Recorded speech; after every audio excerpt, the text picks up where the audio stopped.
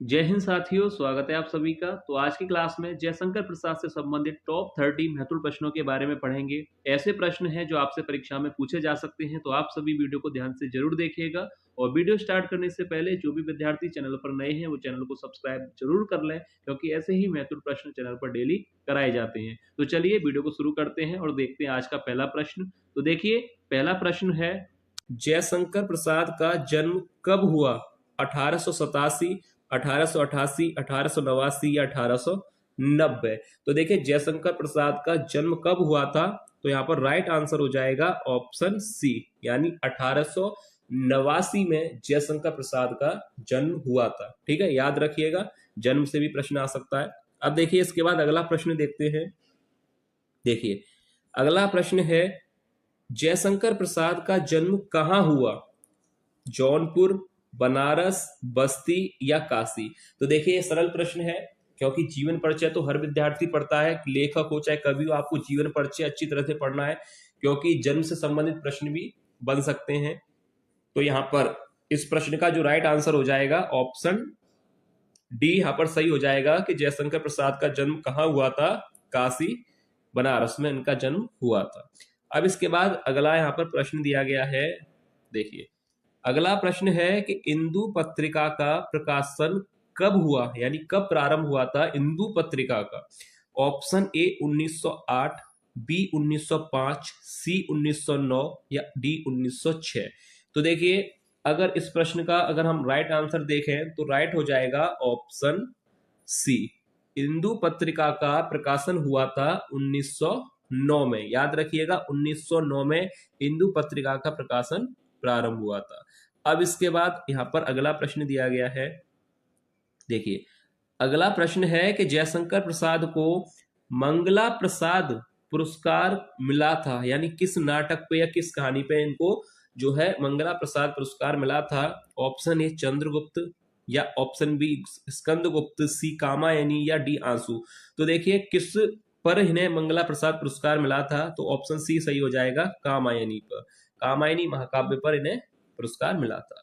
अब इसके बाद देखिए, अगला प्रश्न लिया गया है यहाँ पर, जयशंकर प्रसाद का कौन सा विरह काव्य है? चंद्रगुप्त, स्कंदगुप्त, कामायनी या आंसू? तो राइट आंसर हो जाएगा ऑप्शन डी, क्योंकि सरल प्रश्न है तो ज्यादा समय नहीं लेते। देखिए, आगे यहाँ पर प्रश्न दिया गया है। अब यहाँ पर प्रश्न देखिए, कितना अच्छा प्रश्न पूछा गया है। कामायनी महाकाव्य में सर्गों की संख्या है।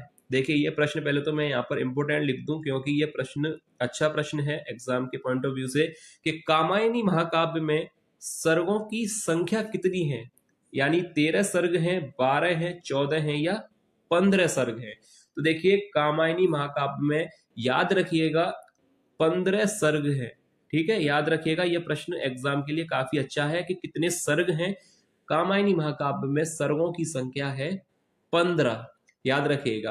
अब यहाँ पर आगे देखते हैं 15 सर्ग कौन कौन से हैं। साथ ही साथ मैंने इसलिए यहाँ पर लिया गया है कि आपको साथ ही साथ क्लियर हो जाएगा कि कामायनी में 15 सर्ग हैं, ये आपको पता है, पर 15 सर्ग के नाम भी आप लोगों को पता होने चाहिए।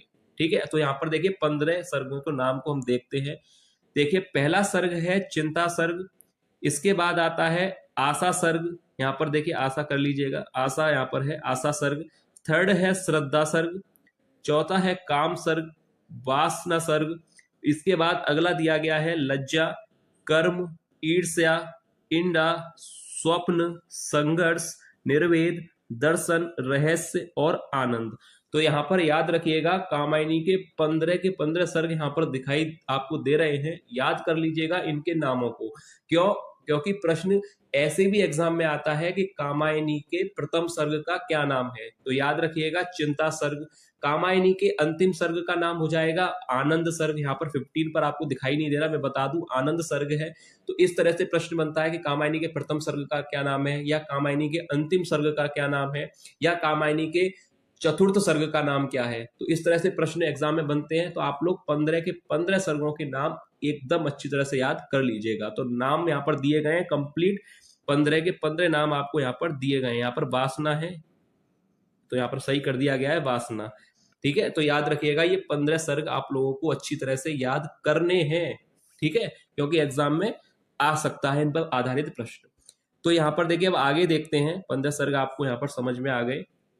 अब देखिए यहाँ पर अगला प्रश्न देखते हैं। प्रश्न है कि कामायनी किस युग की रचना है? भारतेंदु, द्विवेदी, छायावादी या शुक्लोत्तर? देखिए काफी सरल प्रश्न है, ज्यादा समय नहीं लेंगे, क्योंकि कामायनी जो है एक महाकाव्य है, जयशंकर प्रसाद का एक महाकाव्य है, यानी रचनाकार जयशंकर प्रसाद है। और जयशंकर प्रसाद किस युग के हैं? छायावाद। या तो रचना हो जाएगी ऑप्शन सी, छायावादी युग से संबंधित है। अब इसके बाद देखिए अगला यहाँ पर प्रश्न दिया गया है। अब देखिए महत्वपूर्ण प्रश्न देखिए, कामायनी की रचना कब हुई थी? किस सन में हुई थी? सन 1928, सन 1925, सन 1931 या सन 1935 में? तो देखिए कामायनी की जो रचना हुई थी, तो अगर देखा जाए तो बुक में कुछ बुकों में दिया गया है 1935 में, और कहीं पर आपको मिलेगा 1936। तो यहाँ पर जो राइट आंसर है 1936 में कामायनी की जो है रचना हुई थी। याद रखिएगा 1936 में। तो राइट आंसर यहाँ पर डी को सही कर लेते हैं, 1936 में कामायनी की रचना हुई थी। अब इसके बाद देखिए अगला प्रश्न देखते हैं।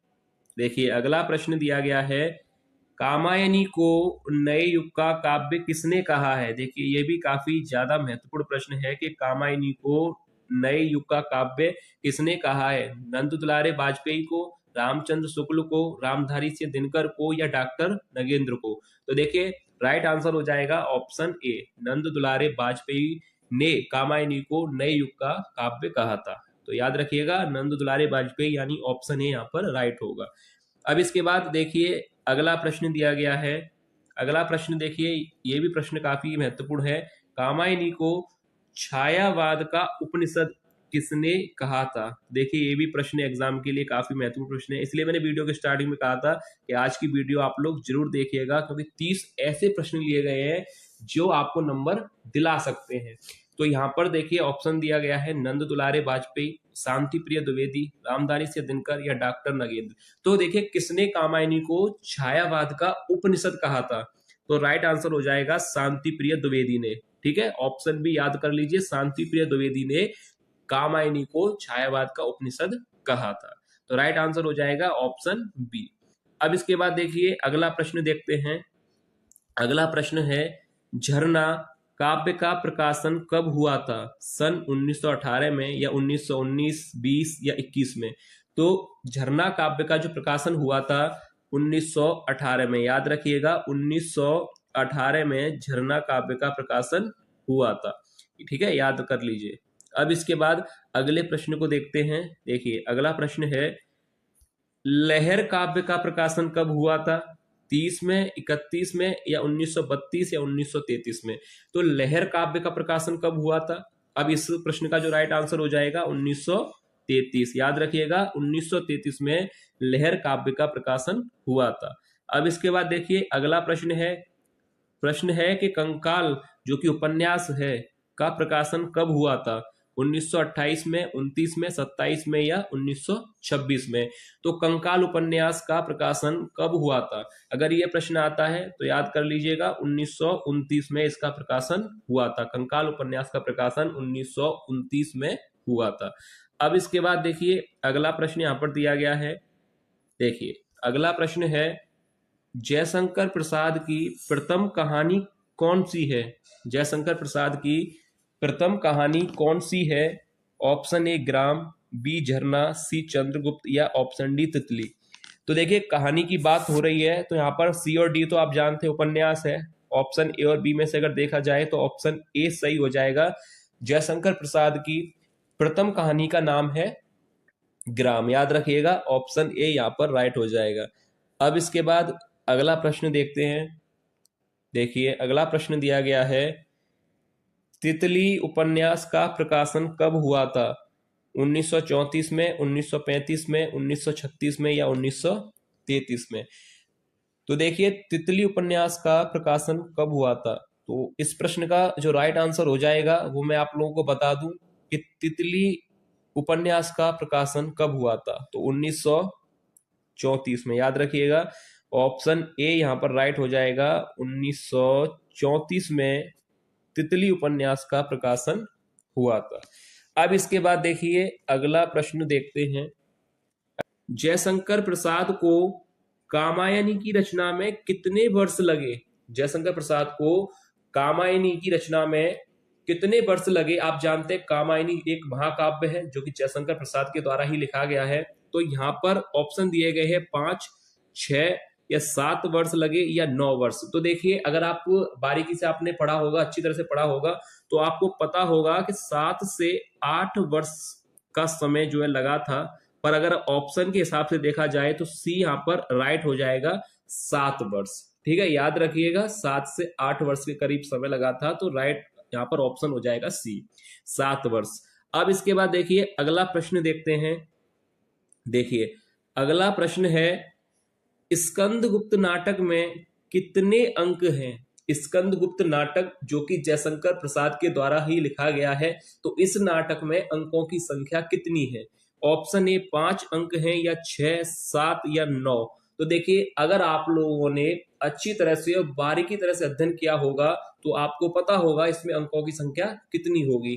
तो देखिए, मैं आप लोगों को बता दूं कि स्कंदगुप्त नाटक में जो अंकों की संख्या है वह है 5। याद रखिएगा, अगर ये प्रश्न आता है स्कंदगुप्त में अंकों की संख्या, तो 5 याद रखिएगा अंक है। अब इसके बाद देखिए अगला प्रश्न है। अगला प्रश्न इसके बाद दिया गया है, चंद्रगुप्त नाटक में कितने अंक हैं? 5, 4, 3 या 2। तो अभी देखिए, पहला प्रश्न था स्कंदगुप्त में कितने अंक हैं? 5। अब इसके बाद दूसरा प्रश्न है कि चंद्रगुप्त जो कि नाटक है और जयशंकर प्रसाद के द्वारा ही लिखा गया है, इसमें कितने अंक हैं? तो राइट आंसर हो जाएगा 4। याद रखिएगा, ऑप्शन बी यहां पर सही हो जाएगा, 4। अब इसके बाद देखिए अगला प्रश्न देखते हैं। देखिए अगला प्रश्न, ध्रुव स्वामिनी नाटक में कितने अंक हैं? ध्रुव स्वामिनी नाटक में कितने अंक हैं? 5, 4, 3 या 2। तो ये भी जो नाटक है ध्रुव स्वामिनी जयशंकर प्रसाद के द्वारा ही लिखा गया है, तो यहां पर राइट आंसर हो जाएगा ऑप्शन सी, यानी 3 अंक हैं। देखिए, तो आपको यहाँ पर 3 महत्वपूर्ण प्रश्न अभी आपने देखे, ध्रुव स्वामिनी, चंद्रगुप्त और स्कंदगुप्त। तो तीनों में नाटकों में अंकों की जो संख्या है वो आपको याद रखनी है, क्योंकि प्रश्न आपको एग्जाम में देखने को मिल सकता है।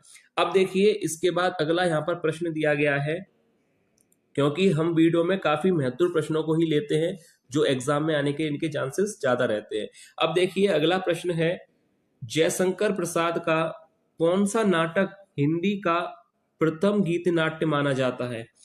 तो देखिए, ये भी प्रश्न काफी महत्वपूर्ण है कि प्रथम गीत नाट्य माना जाता है चंद्रगुप्त, स्कंदगुप्त को, कामना को या करुणालय को। तो यहां पर राइट आंसर हो जाएगा ऑप्शन डी। याद रखिएगा, जयशंकर प्रसाद का कौन सा नाटक है जो हिंदी का प्रथम गीत नाट्य माना जाता है? तो राइट आंसर हो जाएगा ऑप्शन डी, करुणालय। ठीक है, याद देखिए यहां पर प्रश्न पूछा गया है। देखिए प्रश्न है कि सज्जन नाटक का प्रकाशन वर्ष क्या है? यानी सज्जन नाटक का प्रकाशन वर्ष क्या है? 1910 में प्रकाशित हुआ था या 1925, 1930 या 1931? तो देखिए, सज्जन नाटक का प्रकाशन वर्ष है 1910। तो यहाँ पर राइट हो जाएगा ऑप्शन ए। अब इसके बाद अगला प्रश्न दिया गया है। देखिए अगला प्रश्न है, जयशंकर प्रसाद का प्रथम नाटक कौन सा है? यहाँ पर प्रश्न पूछा गया है कि जयशंकर प्रसाद का प्रथम नाटक कौन सा है? तितली है, चंद्रगुप्त, कंकाल या सज्जन? तो राइट आंसर हो जाएगा, अगर इस प्रश्न का राइट आंसर देखा जाए तो ऑप्शन डी, यानी सज्जन जयशंकर प्रसाद का प्रथम नाटक है। इसके बाद देखिए अगला प्रश्न दिया गया है। काफी महत्वपूर्ण प्रश्न आज लिए गए हैं वीडियो में जो कि जयशंकर प्रसाद से संबंधित है। तो देखिए अब यहाँ पर प्रश्न है कि चंद्रगुप्त नाटक का प्रकाशन वर्ष है, क्योंकि प्रकाशन वर्ष पर ज्यादातर सवाल इसलिए लिए जा रहे हैं, ज्यादातर प्रश्न इसलिए लिए गए हैं क्योंकि प्रकाशन वर्ष से संबंधित प्रश्न आते हैं एग्जाम में और ज्यादातर विद्यार्थियों से गलत ही होते हैं, क्योंकि प्रकाशन वर्ष को याद करना काफी एक तरह से देखा जाए तो टफ काम है, क्योंकि जयशंकर प्रसाद, महादेवी वर्मा, ना जाने कितने लेखक कवियों के जो रचनाएं हैं उनके प्रकाशन वर्ष को याद करना इतना आसान नहीं है। इसलिए ज्यादातर ये प्रश्न आते हैं और ज्यादातर विद्यार्थियों से गलत भी होते हैं। इसलिए हम उन प्रश्नों को ले रहे हैं प्रकाशन वर्ष में जो एग्जाम में आने के जिनके चांसेस रहते हैं। तो देखिए अब यहाँ पर प्रश्न लिया गया है कि चंद्रगुप्त नाटक का प्रकाशन वर्ष है 1930, 1935, 1931 या 1930? तो चंद्रगुप्त नाटक जयशंकर प्रसाद का, ये तो आपको पता है, पर प्रकाशन वर्ष इसका क्या है? तो याद रखिएगा ऑप्शन सी राइट हो जाएगा, 1931 चंद्रगुप्त नाटक का प्रकाशन वर्ष है। ठीक है, अब इसके बाद देखिए अगला प्रश्न दिया गया है। देखिए अगला प्रश्न है कि स्कंदगुप्त नाटक का प्रकाशन वर्ष क्या है? 1920, 1921, 1926 या 1928? स्कंदगुप्त नाटक का प्रकाशन वर्ष है ऑप्शन डी यहां पर सही हो जाएगा, 1928। याद रखिएगा 1928 में स्कंदगुप्त नाटक का प्रकाशन हुआ था। अब इसके बाद देखिए अगला प्रश्न दिया गया है। देखिए अगला प्रश्न है ध्रुव स्वामिनी का प्रकाशन वर्ष है 1930, 31, 33 या 32? तो देखिए ध्रुव स्वामिनी का प्रकाशन वर्ष है 1933, यानी ऑप्शन सी यहां पर सही हो जाएगा, 1933 में ध्रुव स्वामिनी का प्रकाशन हुआ था। ठीक है, याद रखिएगा ऑप्शन सी। अब इसके बाद देखिए अगला प्रश्न यहां पर दिया गया है। अगला प्रश्न है कि काव्य आत्मा की संकल्पनात्मक अनुभूति है, यह कथन किसका है? रामचंद्र शुक्ल का, रामधारी सिंह दिनकर का, जयशंकर प्रसाद का या महादेवी वर्मा का? तो देखिए यह कथन किसका है कि काव्य आत्मा की संकल्पनात्मक अनुभूति है। तो यहाँ पर राइट आंसर हो जाएगा जयशंकर प्रसाद का। याद रखिएगा सी यहाँ पर राइट हो जाएगा, ऑप्शन सी जयशंकर प्रसाद का यह कथन है।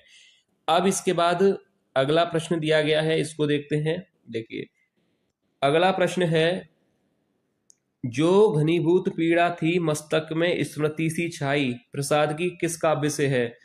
तो देखिए ये जो पंक्ति यहाँ पर दी गई है किस काव्य से है पूछा गया है। ये प्रश्न भी एग्जाम के लिए काफी महत्वपूर्ण है। आंसू से है या चित्राधार से है, कामायनी से है या तितली से है? तो देखिए ये जो यहाँ पर एक पंक्ति दी गई है ये किस काव्य से है? तो ये है ऑप्शन ए सही हो जाएगा, आंसू से। ठीक है, याद रखिएगा किस काव्य से ली गई है, आंसू। अब इसके बाद देखिए आगे देखते हैं। देखिए अगला यहाँ पर प्रश्न है जयशंकर प्रसाद का कलाधर उपनाम से लिखा गया काव्य है आंसू, चित्राधार, कामायनी या तितली? तो इस प्रश्न का जो राइट आंसर हो जाएगा ऑप्शन बी यहाँ पर सही हो जाएगा, चित्राधार। याद रखिएगा चित्राधार यहाँ पर राइट हो जाएगा, ऑप्शन बी। अब इसके बाद देखिए अगला प्रश्न दिया गया है जो कि आज की वीडियो का लास्ट प्रश्न है। उम्मीद तो मुझे यही है कि आप लोगों को आज की वीडियो पसंद आई होगी। तो देखिए अब लास्ट प्रश्न को भी अटेम्प्ट करते हैं। जयशंकर प्रसाद का निधन कब हुआ? जयशंकर प्रसाद का जन्म कब हुआ था? आप लोगों को अभी मैंने बताया था 1889 में उनका जन्म हुआ था। अब मृत्यु कब हुई थी? सन 1938 में, 39 में, 40 में या 37 में? तो देखिए जयशंकर प्रसाद की अगर मृत्यु के बारे में देखा जाए कि उनका निधन कब हुआ था, तो यहाँ पर राइट आंसर हो जाएगा ऑप्शन डी, यानी ऑप्शन डी यहाँ पर सही होगा, 1937 में उनका जो है निधन हुआ था। तो याद रखिएगा 1937 यहाँ पर राइट आंसर हो जाएगा, 1937 में उनका निधन हुआ था। तो एक बार क्लियर कर दूं, 1889 में उनका जन्म हुआ था और 1937 में उनकी जो है मृत्यु हुई थी। तो यहाँ पर दोनों चीज आपको क्लियर हो गई। ठीक है, तो ये था आज की वीडियो का लास्ट प्रश्न। उम्मीद मुझे आज है कि आप लोगों को पूरी वीडियो पसंद आई होगी, आज के प्रश्न आप लोगों को पसंद आए होंगे। अगर वीडियो आप लोगों को अच्छी लगी है तो लाइक कीजिए और चैनल को सब्सक्राइब करने के साथ साथ वीडियो को अपने हिंदी के ग्रुप्स में शेयर जरूर कीजिएगा, ताकि और भी विद्यार्थियों तक ये वीडियो पहुंच सके और उन्हें भी अपनी तैयारी करने में मदद मिल सके। तो चलिए मिलते हैं